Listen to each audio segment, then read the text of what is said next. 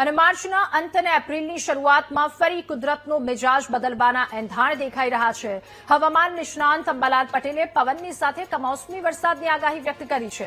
રાજ્યના વિવિધ ભાગોમાં કમોસમી વરસાદની સાથે આંધીની શક્યતા અંબાલાલે વ્યક્ત કરી છે. 28 માર્ચથી એપ્રિલની શરૂઆતમાં રાજ્યના હવામાનમાં પલટો આવશે, અંબાલાલે કહ્યું. પાટણ, સમી, હારીજ, મહેસાણામાં પવનની સાથે વરસાદની શક્યતા પણ છે, તો બનાસકાંઠા, સાબરકાંઠા અને અરવલ્લીમાં પણ કમોસમી વરસાદની સંભાવના વ્યક્ત કરાઈ છે. સાથે અમદાવાદમાં પણ કેટલાક વરસાદી ઝાપટા રહેશે. વડોદરા સહિત મધ્ય ગુજરાતમાં પણ વરસાદ પડી શકે.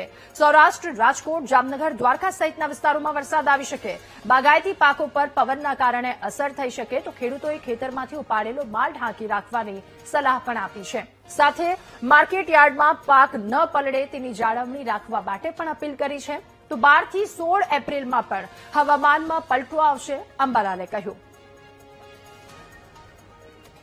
આગામી દિવસોમાં સખ્ત પવનના તોફાનો સાથે અને ગર્જના સાથે તેમજ લગભગ કરા પડવાના પણ વકી સાથે પ્રી મોન્સૂન એક્ટિવિટીનો વરસાદ થવાની શક્યતા રહેશે.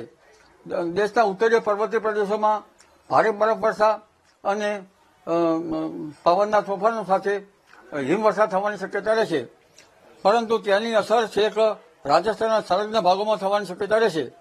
મલ્ટીપલ સાયક્લોનિક સર્ક્યુલેશનના કારણે તારીખ 28મી માર્ચથી એપ્રિલની શરૂઆત સુધીમાં હવામાનમાં પલટા આવવાની શક્યતા રહેશે અને ગુજરાતના મહદ ભાગોમાં વરસાદ થવાની શક્યતા રહેશે. અને